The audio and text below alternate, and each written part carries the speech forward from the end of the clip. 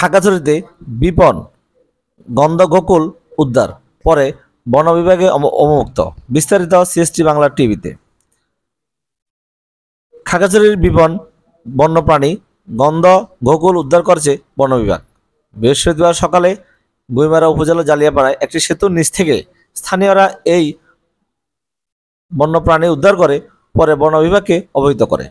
পরে দুপুরে উদ্ধারকৃত গন্ধগোকুলটি আলুটিলায় সংরক্ষিত বনে অবমুক্ত করা হয়।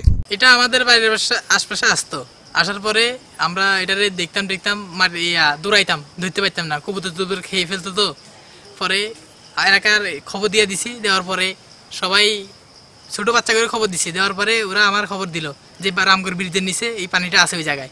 পরে আমি গেলাম, গিয়ে ওটা ধরলাম, রশি দিয়ে বেঁধে আনি, পরে খাঁচার ভিতরে ঢুকাই দিছি। দেওয়ার পরে আমার পাশেই ফরেস্ট অফিস, ওই জায়গায় দেয়, আমার এক আঙ্কেলটার খবর দিলাম, পরে সে নিল, নেওয়ার পরে খাগড়াছড়ি আনলো। বিভাগীয় বন কর্মকর্তা মোহাম্মদ ফরিদ মিয়া জানান, গন্ধগোকুল বা নিশাচর প্রাণী ইঁদুর ও ক্ষতিকর পোকামাকড় খেয়ে কৃষকদের উপকার করে এবং ফল খাওয়ার পর তাদের মলের সঙ্গে নির্গত বীজগুলো শতভাগ অঙ্কুরোদ্গম হয়, যা উদ্ভিদ বিস্তারে সর্বাত্মক সহায়তা করে।